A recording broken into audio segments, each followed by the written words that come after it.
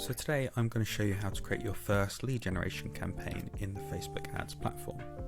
So first thing to do is make sure you're using Facebook Ads Manager. So if you haven't already, go through the steps on how to create a Facebook ad account. Once you're in Facebook Ads Manager and your screen will look similar to this, you're going to go to Create, top left. And here you're going to select the lead generation campaign objective. You'll then be given options to name your campaign, and we're going to do an example that mimics an automotive lead generation campaign. So we're going to call this automotive lead generation. We're going to have some ad set targeting where we're going to use an audience related to automotive. So we're just going to call this auto targeting. And then lastly, we're going to do one ad variation. Okay, and then click continue. Once you've done that, it will show you some of the settings related to your campaign structure. Some of these will go into more detail in other videos, but for the purpose of this, you can just close this section and click into the campaign and go to your ad set. And it's at our ad set stage that we'll be creating the actual targeting we want to use for our campaign. So with the campaign selected here, you're going to go to edit, and this will open up our options for this part of the process. Firstly, you're going to select the page that you want to use. So in our case, we're just going to use the drift page. You can then scroll down, and some of these sections you don't need to really prioritize at this point. But firstly, we want to make sure we've got our daily or lifetime budget in place. So in our case, we're just going to spend £10 a day or $10 a day. You can set start and end dates for your campaign if you know they're going to be over a particular time period. But most importantly, it's audience where we want to define who we actually want to show our ad to. And you'll have options to do Facebook generated audiences, or you can use your own first party data to power these. But for just one example, we are going to find an automotive specific audience. So I'm going to try new cars, and this will be a group of people that have an interest in new cars, so therefore they may find our automotive ad interesting. We're also going to change some of the age targeting just to make the lower end of that threshold a little bit higher. So we're saying only show to people that are 25 plus. We've got all genders included. We've got United Kingdom targeting, but if we wanted to, we could also kind of refine this down to postcode areas. So we could do a specific postcode. Or we could do a city targeting. There's a lot of depth to how far you can go down with location targeting, so don't feel that you're constricted to United Kingdom. You can go to other countries or very granular level. Once you've set this, you can define the languages that you want to target in. So if we're doing UK activity, it's generally preferable to make sure we've got English language selected. You then have the option of picking placements. So automatically Facebook will rotate your ads across all ad placements available. So that's Facebook, Instagram, Instagram stories, Reels. But if you wanted to, you could restrict it to just some of those platforms. So you can select manual placements, and maybe you only want to run on Instagram. So you turn off Facebook and Audience Network, or maybe you don't want to run Instagram and you just turn it off. Typically, we recommend leaving it on automatic because that normally results in best performance. But if you do want more control, you can go through that step. And those are the essentials of defining your audience and your daily or lifetime budget. Once we've done that, we're then going to go into the ad and start to build that. So we're going to click into the ad set, and we can see we've got our ad variation here.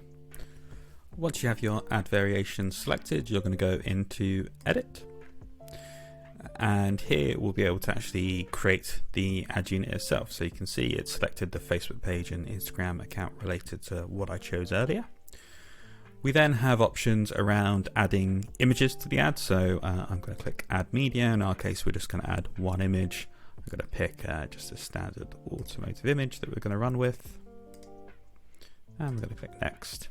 They'll give you options around cropping. Typically, I'd recommend sticking to your original sizing, just because cropping can sometimes make your ads go a bit skew-if. So I'd recommend sticking with the aspect ratio and the sizes that you've created previously, and you'll see it'll automatically update your preview in real time.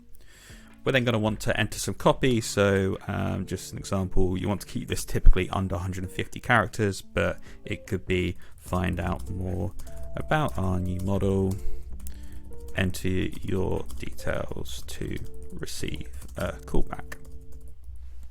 Okay, and then we're going to put the headline. This could be the new Volvo in this case, and find out more would be our headline. And this here populates as we go.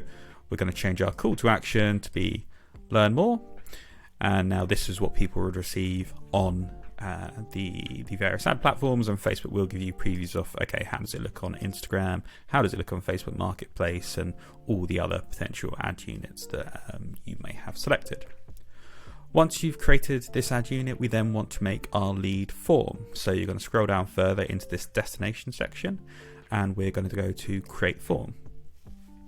Firstly, we need to give our form a name. So we're going to call this automotive demo form. And you'll have the option of more volume or higher intent. Higher intent adds some steps that help improve lead quality in cases, but typically we'd recommend just go with more volume for now. You're then going to go into the intro section, and here you have the option of uploading a second image, or it will just use the image from your ad. And you want to prepare people for what they're getting from these forms. So it could be enter your details to find out more, and you want that expectation. So once we've received your details, your local retailer will be in touch. So now they know, okay, I'm going to provide my details and I'm going to hear something from my local dealership. Once you've done your introduction, you're going to go through to the questions. So the questions will be dependent on what your CRM system requires or what you want to get from these leads. And you have the option of adding custom questions. So these can be multiple choice, short answer, conditional. So if I wanted to ask people, which model are you interested in? Because I want to get a clear idea. If I've given them a few different options, I could say, okay, select from model 1, or maybe it's model 2, and they would have the options in here to select when they see the form which model they're interested in, and that can be passed on to you into your CRM or via an email, or the various other options we offer with DriftRock. What you also have is pre-fill questions. So these are questions that Facebook will automatically populate based on what they already know about the user. So again, we're just going to put enter your details to find out more. So making it clear expectation setting. And in our case, it's already selected email and full name. We happen to want the first name and the last name split out because that's what our CRM system requires. We also want to ask people's phone number, and we want these questions in a slightly different order. So we want to ask first name first, then last name, then their email, then their phone number. So you can move these around as you require. We can also ask other things such as what their street address is. Maybe we need their postcode for correct dealer allocation. So there's a lot of flexibility here where you can add pre-fill questions, and if Facebook doesn't have an answer for that particular thing, the user will just be able to enter it manually and kind of go through the steps as they need. Worth bearing in mind, the more questions you ask, the harder these forms are to fill in. So you want to find that balance of what do I absolutely need to know from these people to feel like I'm getting a good quality lead, and what is just nice to have for helping the sales team. Once you've done the questions, you're then going to go through to your privacy policy. So here we want to add in our case, we're just going to use the DriftRock privacy policy link, but you'll want to find the one relevant to your brand, and we'll just call this DriftRock privacy policy. What you can also do is add a custom disclaimer. So for custom marketing consent, you could call this terms and conditions, and we know we want to make sure people are willingly opting in to email marketing consent or phone marketing consent, and we're going to have these as optional. So someone has the option of saying yes, they do want to find out more from us or hear from us via those other channels. So you want to give them clear, explicit things that typically brands will have on their website already, but do you want to hear more marketing comms via the channels below? So that's a very simple example, but it makes it nice and clear for them to say, yes, I want to hear more via each of these. And if they don't, then you know not to communicate with them via each of those channels, and making sure you are aligned with your legal team's GDPR policy. Finally, you want the completion. So here you can thank people for what they've input. You can tell them what's going to happen next, or they can just exit the form. Typically, it's good to know things such as our team will come back to you within 24 hours. So they know, okay, when should I expect to hear? And then you could also add a link to your website to say, in the meantime, why don't you have a look on the website, explore our offers, and kind of prepare yourself for the call that you're going to receive. So once you've completed your form, you'll see in the back end there are some settings options for what you can receive into your CRM. So this is kind of how Facebook will name the fields that you're asking and the values that you're sending on. So it's important that you, if your CRM system only accepts certain wording, you can come through here and say, well, actually, I need my model 1 to have the particular phrasing model 1 like that, and adjust in the language just so it will be accepted by your CRM. In this case, we've got 2 email fields, so we're going to call email consent for our marketing consent, and then phone consent for the phone marketing consent. You won't necessarily always have to do that, but it's just important to remember for more complex setups. And once you've completed that, you'll be able to publish your form. And there we go, and you'll see it's attached to our ad now. And the last step, so now this ad is built, is we're just going to turn everything off just to be safe that nothing's going to run until we're fully happy.